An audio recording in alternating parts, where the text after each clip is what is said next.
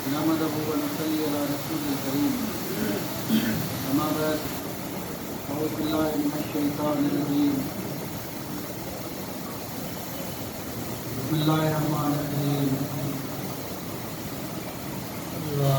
اهدنا الصراط المستقيم صراط الذين أنعمت عليهم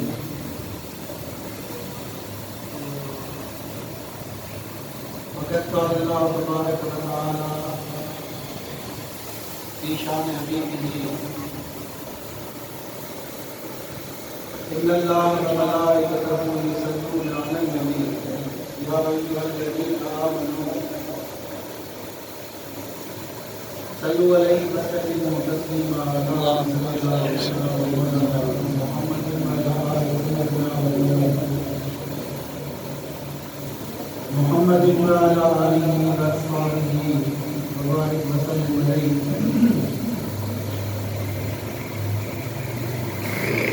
پیر محمد سے وفا تمہیں تو ہم تیرے ہیں، یہ جہاں چلوں نے کیا لو قلم تیرے.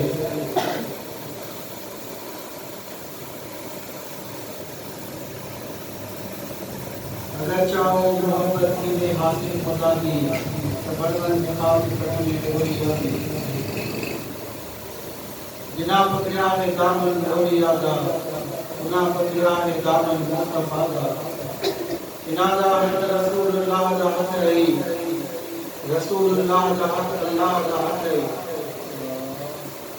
ید اللہ فوق ایدیہم گواہی دنیا جگہ کنانی بادشاہی نظر کر قاتل و سونا بنامن مجسم کر ہما ظاہر دکھاون.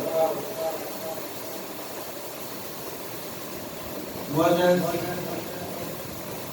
حاضرین و سامعین، اللہ تبارک و تعالیٰ گردے بد سے بچائے. اللہ تعالیٰ اپنی خاص مہربانی نازل فرمائے. حاضرین کے اثر سے اللہ تعالیٰ محفوظ فرمائے. اللہ تعالیٰ ہر قسم کی پریشانیوں سے،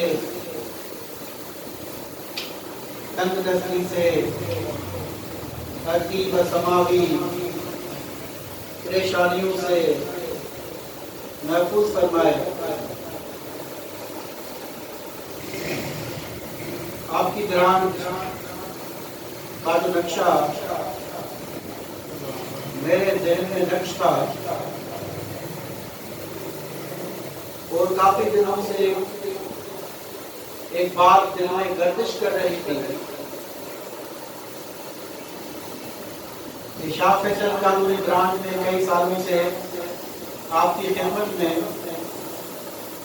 حاضری دے رہے ہیں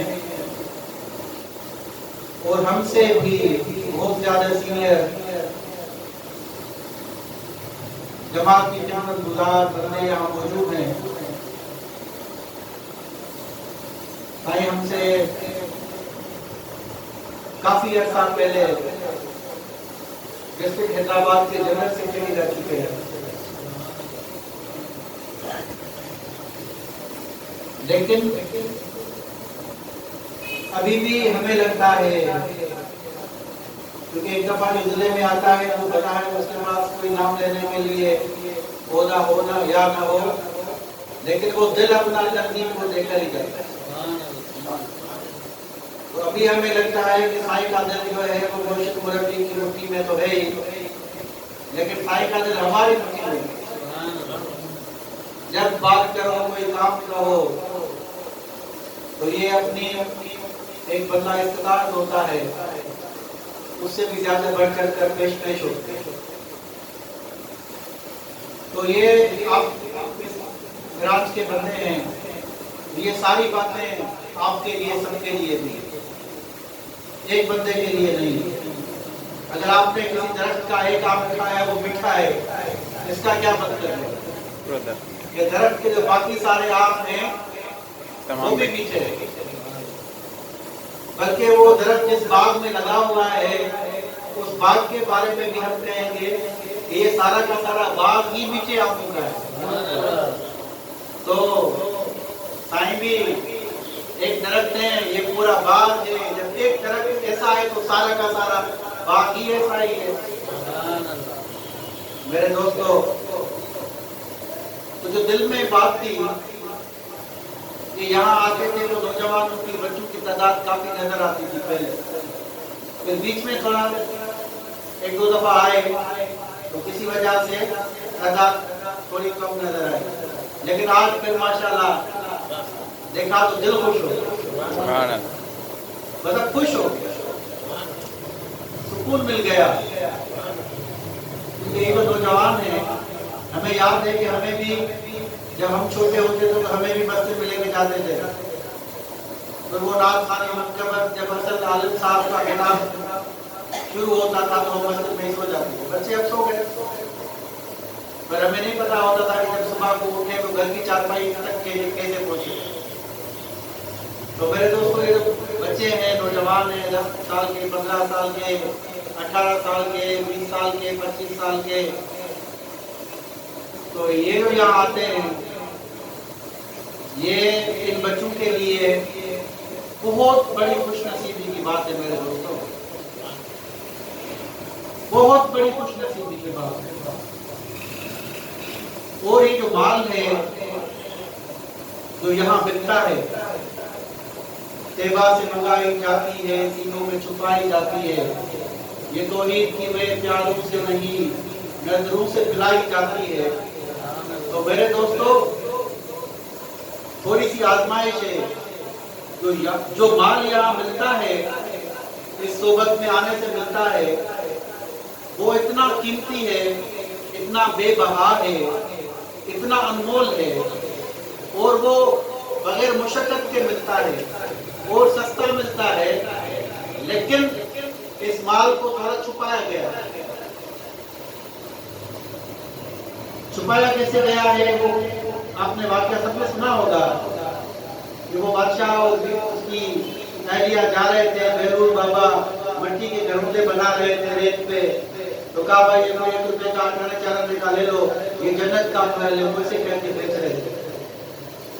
تو اس کی اہلیہ نے تو وہ 1-2 روپے لے کے خرید لیا، بھائی یہ ریت ہے بازار ہے تو، لیکن اصل میں یہ جنت کا محل ہے، جو اتنے پیسے دے گا اس کو میں یہ ریت کا گھر دوں گا تو اس کے بدلے میں اس کو جنت کو ملے گا۔ تو میرے دوستو، اب دریا کے کنارے کوئی ریت پہ آ کر چاہنے کی چیز مل رہی ہو اور وہ اس کو کوئی جنت کا محل بتا کر بیچ رہا ہو تو سمجھ میں نہیں آئے گی بات کسی کو۔ پھر جب وہ اس کی وائف نے تو خرید لیا، مرد نے نہیں خریدا، پر جب رات کو خواب میں دیکھا تو بھائی جنت کی سیر ہے، محل پر اس کی اہلیہ کا نام، بیوی کا نام لکھا ہوا ہے۔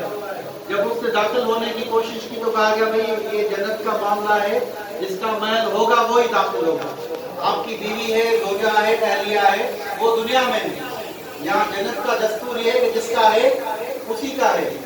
تو پھر وہ بیدار ہوا اور اس فقیر کی، بیرون کی، درویش کی تلاش میں نکلا، تو بولا بھائی اب یہ مجھے بھی مٹی کا جو ریت کا گھر ہے یہ دے دو۔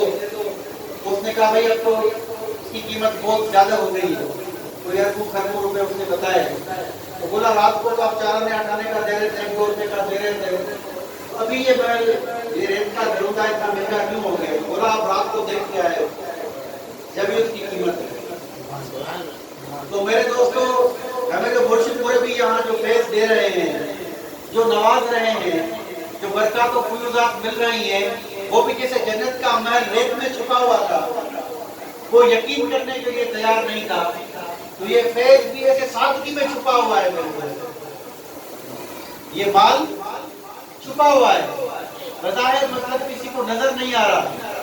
لوگ سوچ رہے ہیں بھئی ہم آ رہے ہیں ایسے ہی محفل میں بیٹھے ہوئے ہیں، سادہ محفل ہے، نہ کوئی بڑا ساؤنڈ ہے، نہ کوئی بڑی لائٹنگ ہے، نہ کوئی بہت بڑا کوئی مقرر آیا ہوا ہے، نہ ہی کوئی بہت بڑے نعت خوان آئے ہوئے ہیں، نہ ہی کوئی ٹی وی پہ کوئی لائیو چلے گا یا کہیں دکھایا جائے گا، یہ سادگی میں چھپا ہوا ہے میرے دوست۔ لیکن مال وہی ہے جو ریت میں جنت کا محل چھپا ہوا ہے۔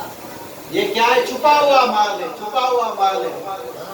یہ چھپا ہوا مال ہمیں دیا جا رہا ہے، اور بتا کے کیوں نہیں دیا جا رہا، دکھا کے کیوں نہیں دیا جا رہا؟ جو ہم یہاں محفل میں آتے ہیں، ذکر کی محفلیں ہیں، مختصر محفلیں ہیں، ان محفلوں میں جب ہم آتے ہیں پھر جو ہمیں ملتا ہے، جو درجات بلند ہوتے ہیں، جو فیوض و برکات ملتے ہیں، جو اللہ تبارک و تعالیٰ کی بارگاہ میں مقام ملتا ہے، وہ ہمیں بتایا نہیں جاتا، وہ چھپایا جاتا ہے۔ اگر وہ بتایا جائے تو بندے سست ہو جائیں، بولیں گے بھائی محفل میں آئے اتنا کچھ مل گیا، اب نماز میں پھر سستی ہو جائے گی۔ پھر جو نیک اعمال ہیں ان نیک اعمال میں سستی ہو سکتی ہے کہ بھئی محفل میں بیٹھے اتنا کچھ مل گیا، وہ دیکھ بھی لیا، بتایا بھی گیا، وہ دکھایا بھی گیا، وہ معاملات ظاہر بھی کر دیے گئے، تو پھر بندہ ٹھنڈا ہو جائے گا۔ جیسے کوئی بندہ ہو بھئی بڑی محنت کرتا ہو، مشقت کرتا ہو، وہ روزانہ کوئی 500,000 روپے کماتا ہو، لیکن اس کے ہاتھ اچانک کوئی کروڑ روپے کا تھیلا لگ جائے، بھئی یہ اتنے پیسے ہیں، تو وہ دوسرے دن اپنی مزدوری پر بولے گا اتنے پیسے آ گئے، اب مزدوری کرنے کی کیا ضرورت ہے، تو بیٹھ کے کھائیں گے۔ تو میرے دوستو اس لیے یہ مقام جو ہمیں ملتے ہیں یہ ہم سے چھپائے جاتے ہیں، پھر تکلیفیں بھی آتی ہیں، آزمائشیں بھی آتی ہیں۔ میرے دوستو کیوں چھپائے جاتے ہیں؟ کیونکہ اللہ تبارک و تعالیٰ کی جو ذات بابرکات ہے، جو ذات اقدس ہے، انہوں نے ہم سے جو سودا کیا ہوا ہے وہ پوری زندگی کا سودا کیا ہوا ہے، وہ ہر پل کا سودا کیا ہوا ہے، وہ ہر لمحے کا سودا کیا ہوا ہے، وہ ہر دن کا سودا کیا ہوا ہے، وہ ہر ہفتے کا سودا کیا ہوا ہے، وہ ہر مہینے، ہر سال، ہر پل پر، ہر منٹ سیکنڈ کا سودا کیا ہوا ہے۔ کیونکہ اگر مقام ہی حاصل کرنا ہوتا، اگر درجہ ہی حاصل کرنا ہوتا تو میرے دوستو آقا نامدار حضرت صلی اللہ علیہ وآلہ وسلم سے زیادہ مقام کس کا ہو سکتا ہے؟ کس کا ہو سکتا ہے؟ کسی کا نہیں ہو سکتا۔ اور آپ کی ذات اقدس تو وہ ہے، ہمارا تو مال چھپا ہوا ہے، لیکن وہ تو معراج پہ جا کے سب کچھ مال دیکھ کے بھی آگے ہوئے۔ جب لوگ خدا ہی نہ ان سے چھپ سکا تو باقی ان سے کیا چیز چھپی ہوئی ہو سکتی ہے؟ تو ہمارا مال تو چھپا ہوا ہے، کسی کو پتہ چلتا ہے، کسی کو نہیں پتہ چلتا، لیکن آقا نامدار حضرت صلی اللہ علیہ وآلہ وسلم کا جو مقام تھا، ان کا جو مرتبہ تھا، وہ تو ان سے بھی چھپا نہیں تھا، کیونکہ قرآن انہی پر اترتا تھا، جبرائیل انہی کے پاس آتے تھے۔ تو جب مقام بھی مل گیا، مرتبہ بھی مل گیا، ہم کہتے ہیں ہمیں اللہ کا دیدار ہو جائے، اور وہ اللہ کا دیدار کر کے بھی آ گئے۔ ہم کیا کرتے ہیں کہ اللہ کا دیدار آخرت میں نصیب جس کو ہو جائے وہ بڑا ہی خوش نصیب ہے، لیکن خوش نصیب واقعی وہی ہے۔ لیکن آقا صلی اللہ علیہ وآلہ وسلم کو اللہ کا دیدار کر کے بھی آ گئے، سب مقامات مل گئے، لیکن اس کے باوجود بھی جنگ جاری رہی، کفار سے جنگ جاری رہی، غزوہ جاری رہے، جہاد جاری رہا، نماز جاری رہی، روزہ جاری رہا، صدقہ خیرات جاری رہا، جو معاملات تھے وہ جاری رہے، سب کچھ مل گیا، سب کچھ عطا ہو گیا، لیکن آقا صلی اللہ علیہ وآلہ وسلم کا جو طریقہ کار تھا، جو سنتیں تھی، جو اعمال تھے، وہ کبھی بھی نہیں ختم ہوئے، بلکہ بڑھتے ہی چلے گئے۔ کیونکہ انہوں نے ہمیں بتایا کہ مقام مل جائے، مرتبہ مل جائے، جنت مل جائے، اللہ کا دیدار مل جائے، اللہ کی رضا مل جائے، دنیا مل جائے، آخرت مل جائے، دولت مل جائے، عزت مل جائے، شہرت مل جائے، بادشاہی مل جائے، تمنگری مل جائے، سونے آقا صلی اللہ علیہ وآلہ وسلم نے فرمایا ہم یہ اشارہ کرتے ہیں سارے کے سارے پہاڑ سونے کے بن جائیں، پوری دنیا کی دولت مل جائے، ایسے جانثار صحابہ مل جائے۔ میرے دوستو اگر یہ سب کچھ بھی مل جائے تو بھی جو ہمارا وقت ہے، جو ہمارا ٹائم ہے، جو ہمارا منٹ سیکنڈ ہے، وہ ہر پر پھر بھی اللہ کا خریدا ہوا ہے، وہ اسی میں لگا رہا ہے۔ اسی لیے آقا صلی اللہ علیہ وآلہ وسلم کی سنتوں پر عمل کرتے ہوئے جتنا بھی مقام ملتا ہے، جتنا بھی فیض ملتا ہے، لیکن زندگی کا مقصد یہی ہے کہ جتنا ملتا ہے آپ کو اس سے زیادہ اور دینا چاہیے۔ یہ تو محفلیں سجائی جاتی ہیں، جس طرح کوئی چھوٹا بچہ ہوتا ہے، پیدا ہوتا ہے، وہ باپ سے مانگتا ہے بھائی 5 سال کا ہو گیا مجھے 2000 روپے دے دو، اور والد بولے گا بھائی یہ بچہ ہے اس کو 2000 روپے کا خرچ ہے، وہ اس کو دے دے، جبکہ اسی والد نے اس بچے کے لیے کافی تعلیم کے لیے پیسے رکھے ہوئے، اس کو پتا ہوتا ہے کہ اپنی حیثیت کے حساب سے میں اس کو اچھے اسکول میں پڑھاؤں گا، اتنی فیس دوں گا، میں اس کو ڈاکٹر بناؤں گا، میڈیکل میں ایڈمیشن لے کے دوں گا، اتنے سارے پیسے وہ اس کے لیے رکھے ہوئے ہیں. یہ بچہ تھوڑا اور بڑا ہوگا, میں اس کی منگنی کرواؤں گا, منگنی پر میں اس کو اتنا اہتمام کروں گا, اتنی بڑی تقریب کروں گا, وہ پیسے رکھے ہوئے ہیں.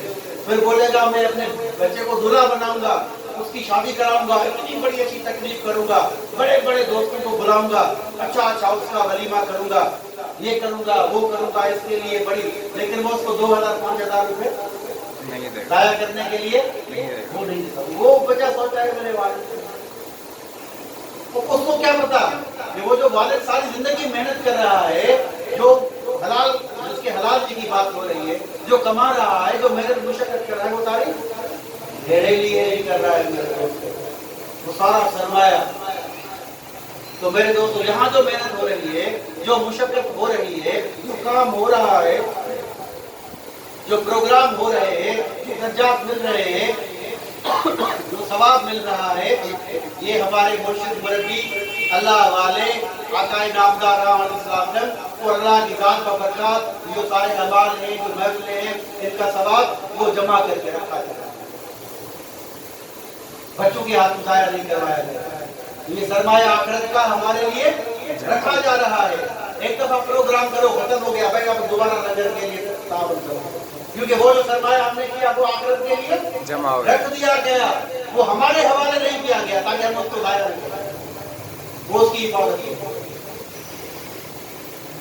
تو میرے دوستو اگر ہم شمار کرنا چاہیں, ہم دل میں اندازہ لگانا چاہیں, اندازہ میں نے ایک بچے سے لگایا. جب کافی دنوں سے اس سے بات ملاقات ہوئی تو اس کا چہرہ میں نے دیکھا تھوڑا سا اداس اداس, تو میں نے اس کو کہا بھائی آپ کو نظر نہیں آ رہا, پروگراموں میں نہیں آ رہے ہو. تو اس نے کہا دنیا کے معاملات ایسے, اللہ تبارک و تعالیٰ یہ جو قرآن شریف میں ارشاد فرمایا, آپ میرا ذکر کرو گے تو آپ کامیاب ہو گے, وَاذْكُرُوا اللَّهَ كَثِيرًا لَعَلَّكُمْ تُفْلِحُونَ, اللہ کا ذکر کرو گے تو کامیاب ہو جاؤ گے. وَمَنْ أَعْرَضَ عَنْ ذِكْرِي فَإِنَّ لَهُ مَعِيشَةً ضَنكًا وَنَحْشُرُهُ يَوْمَ الْقِيَامَةِ أَعْمَىٰ قَالَ رَبِّ لِمَ حَشَرْتَنِي أَعْمَىٰ فَقَدْ كُنتُ بَصِيرًا قَالَ كَذَٰلِكَ أَتَتْكَ آيَاتُنَا فَنَسِيتَهَا كَذَٰلِكَ الْيَوْمَ تُنسَىٰ. اس کا ترجمہ میرے دوستو, اللہ تعالیٰ نے فرمایا کہ جو لوگ بھی میرے ذکر سے غافل رہتے ہیں, وَمَنْ أَعْرَضَ عَنْ ذِكْرِي, جو بندہ بھی میرے ذکر سے غافل ہو گیا, إِنَّ لَهُ مَعِيشَةً ضَنكًا, جب وہ بندہ اذان آ گئی, دکان پہ بیٹھا ہوا, بھائی پڑھ لوں گا بعد کبھی گھاٹ, اگر وہ دکان بند کر کے جائے گا تو مجھے پتا چلے گا کہ بھائی میرا کچھ دھندا تھوڑا بزنس کم ہوگا, وہ ٹائم وہ دکان بند ہوگا, وہ کام میں لگا ہوا ہے, بظاہر اس کے پاس پیسے آ رہے ہیں, گراہک آ رہے ہیں, لیکن اللہ نے فرمایا جو دنیا میں لگ گیا اور میرے ذکر سے دور ہو گیا, اس کے لیے میں معیشت کو تنگ کروں, وہ چیزوں کے پیچھے لگا رہے گا, لگا رہے گا, لگا رہے گا, چیزیں اس سے دور بھاگتی جائیں گی, بھاگتی جائیں گی, بھاگتی جائیں گی. وَنَحْشُرُهُ يَوْمَ الْقِيَامَةِ أَعْمَىٰ, اور میں آخرت کے دن اس کو اندھا کر کے اٹھاؤں گا. قَالَ رَبِّ لِمَ حَشَرْتَنِي أَعْمَىٰ فَقَدْ كُنتُ بَصِيرًا, وہ بولے گا, عرض کرے گا, اے میرے مولا یہاں تو نے مجھے اندھا کیوں کر دیا ہے, فَقَدْ كُنتُ بَصِيرًا, میں جب دنیا میں تھا تو آنکھوں والا تھا, میں دیکھتا تھا. قَالَ كَذَٰلِكَ أَتَتْكَ آيَاتُنَا فَنَسِيتَهَا فَكَذَٰلِكَ الْيَوْمَ تُنسَىٰ. کہا کہ جب تو دنیا میں تھا تو میری آیتیں تجھ کو سنائی جاتی تھی, تو ان کو جھٹلاتا تھا, سنتا نہیں تھا, بھول جاتا تھا. آج ہم نے تجھے اس طرح بھلا دیا ہے جس طرح تو نے ہمارے ذکر کو دنیا میں بھلا دیا. تو میرے دوستوں یہ جو یہاں باتیں کی گئی, یہ باتیں ہم سب کے لیے, سب سے زیادہ میری اللہ تعالیٰ مجھے عمل کرنے کی توفیق عطا فرمائے۔ میرے دوستو، ایک بندہ آخری بات بتاتا ہوں، وہ روزانہ جاتا تھا پٹواری کے پاس، اس کے والد کا انتقال ہو گیا تو کہ زمین کے کاغذات میں وہ اس کو کرنے تھے، وہ کئی دنوں تک یا کئی مہینوں تک جاتا رہا۔ اس زمانے میں موبائل کا زمانہ نہیں تھا کہ میں نمبر ملا کے پوچھ لیں کہ کہاں ہو، وہ ادھر ادھر رکتے کئی دنوں تک یا ہفتوں تک یا مہینوں تک وہ جاتا، اس کا کام نہیں ہوتا۔ ایک دن اس کا والد جو مرحوم تھا اس کے خواب میں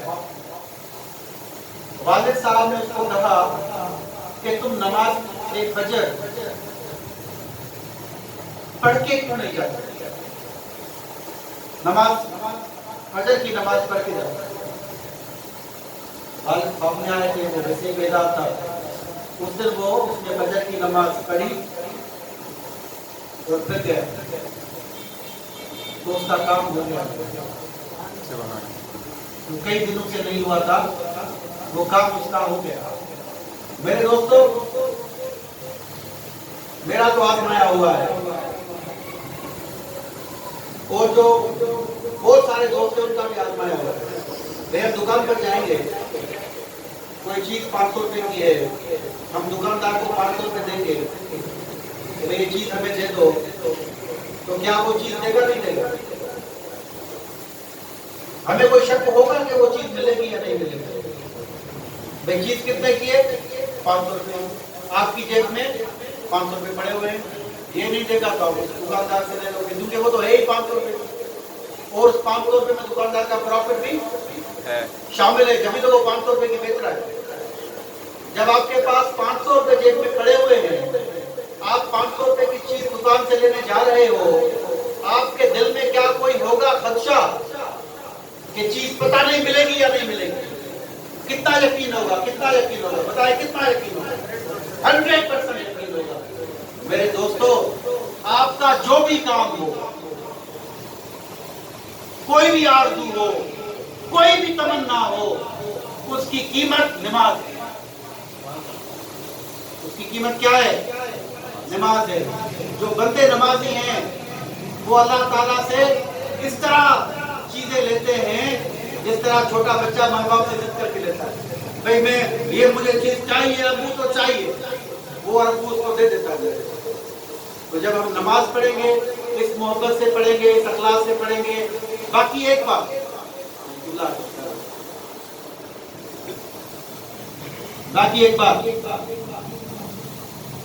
کہ بھئی جب ہم نماز پڑھتے ہیں، اللہ نے ہمیں نماز کے لیے بلا لیا ہے، تو بس وہ یوں سمجھیں کہ وہ نماز اچھی ہی ہے۔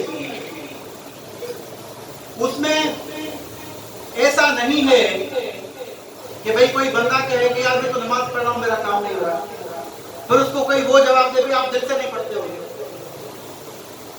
بھئی نماز جو پڑھتے ہیں وہ کس سے پڑھتے ہیں؟